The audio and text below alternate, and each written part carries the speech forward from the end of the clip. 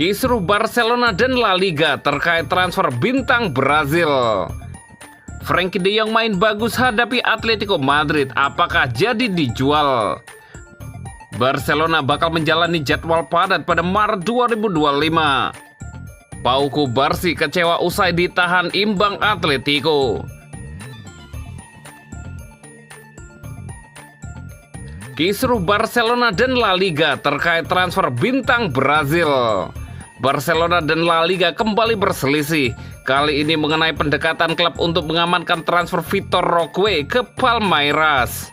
Menurut laporan dari Sport, pejabat La Liga termasuk Javier Tebas tidak senang bahwa Barcelona meminta klarifikasi dari FIFA mengenai kelayakan hukum untuk mengakhiri masa peminjaman pemain depan tersebut di Real Betis dan menyelesaikan penjualan ke klub Brazil. Tim hukum Barcelona menghubungi FIFA dan UEFA untuk menentukan apakah ada peraturan yang mencegah kepindahan tersebut, mengingat jendela transfer di Spanyol telah ditutup. Sikap La Liga adalah bahwa proses tersebut berakhir setelah Roque dipinjamkan ke Betis dan mereka memperkirakan klub tersebut akan membatalkan rencana menjualnya ke Palmeiras meskipun bursa transfer Brazil masih dibuka hingga hari Jumat. Namun Barcelona tetap teguh dalam pendekatan mereka mencari validasi dari bahan pengatur yang lebih tinggi untuk membenarkan transfer tersebut. Tanggapan FIFA sangat penting dalam situasi ini karena mereka merujuk pada kasus serupa yang melibatkan pemain Palmeiras pada tahun 2024. Presiden ini memberikan Barcelona argumen hukum yang diperlukan untuk melanjutkan kesepakatan tersebut. Jika semuanya berjalan sesuai rencana, klub akan menghasilkan pendapatan sebesar 25 juta euro sebelum akhir Juni. Yang sangat penting untuk keuangan mereka yang sedang berlangsung. Palmeiras telah menyerahkan dokumentasi yang diperlukan, mengalihkan keputusan akhir ke Federasi Sepak Bola Kerajaan Spanyol. Dari sudut pandang La Liga, langkah Barcelona semakin menegangkan hubungan yang sudah tegang menyusul ketidaksepakatan atas situasi Olmo. Namun Barcelona bersikeras bahwa mereka telah bertindak dalam kerangka hukum, alih-alih mengeksploitasi celah hukum atau melanggar aturan. Klub hanya menggunakan peraturan FIFA yang mengizinkan transfer semacam itu dalam kondisi tertentu. Mengingat strategi keuangan mereka saat ini, mengamankan kesepakatan ini bisa menjadi langkah penting dalam memperkuat stabilitas keuangan Barcelona.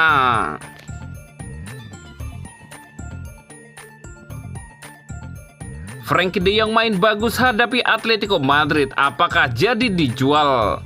Frenkie de Jong tunjukkan statistik gemilang di leg pertama semifinal Copa del Rey antara Barcelona melawan Atletico Madrid.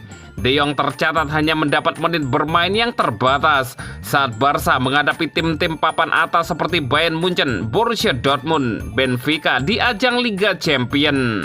Di samping itu, ia juga harus berjuang amankan perannya sebagai starter dalam laga-laga penting di La Liga dan Piala Super saat Barca hadapi Real Madrid, Atletico Madrid, dan Athletic Bilbao. Namun secara bertahap ia berhasil temukan ritme permainannya dan bermain menjadi lebih tenang dalam penguasaan bola. Kemampuan De Jong dalam mengatur permainan kemudian terus meningkat, mengendalikan lini tengah. De Jong tunjukkan kemampuannya dalam melakukan intervensi pertahanan yang krusial dan pastikan Barcelona bisa mempertahankan struktur mereka di saat-saat tim alami tekanan. Ia juga sodorkan 99 umpan, sedikit di atas Pau Cubarsí yang sodorkan 98 umpan dan Inigo Martinez dengan 86 umpan. Di sepertiga akhir lapangan, De Jong juga sangat terlibat, di mana ia mencatatkan 33 umpan dan Cubarsí yang mencatatkan 39 umpan. Di samping itu, De Jong pamerkan etos kerja defensifnya dengan sukses merebut 8 bola. Secara keseluruhan, penampilan De Jong cukup baik. Walau skuad asuhan Hansi Flick masih harus bekerja keras di leg kedua, kemampuan De Jong untuk tampil di momen krusial itu menjadi pertanda yang menggembirakan bagi rekan-rekan satu timnya dan Barcelona.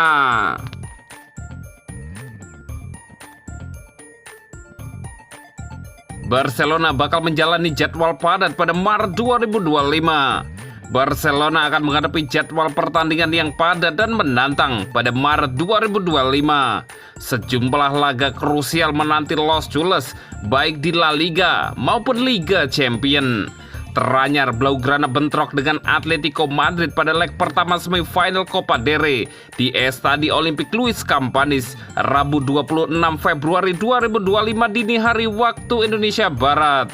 Bermain di hadapan pendukung sendiri, Barcelona harus puas meraih hasil imbang 4-4. Pertandingan leg kedua yang berlangsung di Metropolitano pada 3 April mendatang dipastikan akan menjadi laga yang tak kalah dramatis dan menegangkan. Baik Barcelona maupun Atletico Madrid akan berjuang habis-habisan untuk meraih kemenangan dan mengamankan tempat di partai final. Setelah meladeni Atletico Madrid, Barcelona akan menjalani pertandingan padat pada Maret 2025.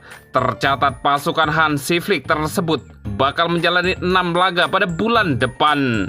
Jadwal padat ini akan menguji mental dan fisik para pemain Barcelona. Mereka harus mampu menjaga konsistensi performa di berbagai kompetisi, terutama di La Liga dan Liga Champions. Pelatih Hansi Flick tentu memiliki tantangan besar dalam merotasi pemain agar tetap bugar dan siap tempur di setiap laga.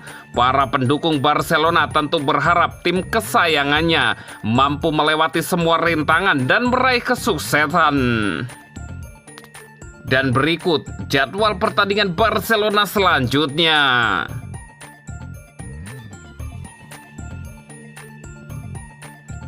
Pau Cubarsí kecewa usai ditahan imbang Atletico. Pau Cubarsí tampil gemilang untuk Barcelona dalam hasil imbang 4-4 yang menegangkan melawan Atletico Madrid di leg pertama semifinal Piala Raja Spanyol. Namun meski gembira mencetak gol pertamanya, bek muda dihinggapi perasaan campur aduk setelah pertandingan. Kami marah dengan 10 menit terakhir yang dimainkan tim. Kami belum berada di level kami pantas mendapatkan hasil imbang, kata Pau Cubarsí. Cubarsí memainkan peran krusial bagi Barcelona, membuat kehadirannya terasa baik di lini pertahanan maupun menyerang. Golnya merupakan momen istimewa, tonggak pribadi yang menunjukkan pengaruhnya yang semakin besar dalam tim. Barcelona mendominasi hampir sepanjang pertandingan, tetapi kehilangan konsentrasi menjelang akhir pertandingan membuat mereka kehilangan keunggulan yang diperoleh dengan susah payah. Hasil imbang dalam pertandingan di mana mereka bisa dibilang sebagai tim yang lebih unggul terasa seperti kesempatan yang hilang.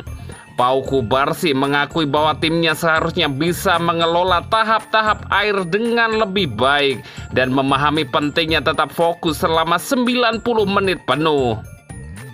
5 menit pertama tidak bagus sama sekali. Kemudian kami memainkan 70 menit yang spektakuler, tetapi itu sudah terjadi pada kami di Liga. Dengan leg kedua yang ditetapkan pada tanggal 3 April, ia tahu bahwa leg kedua akan lebih seru. Akan menjadi final di Metropolitano, di mana Barcelona harus melakukan yang terbaik untuk mengamankan tempat di final. Saya menantikannya dan mencium lencana klub karena Barca adalah klub dalam hidup saya, tanpa Pau Cubarsí.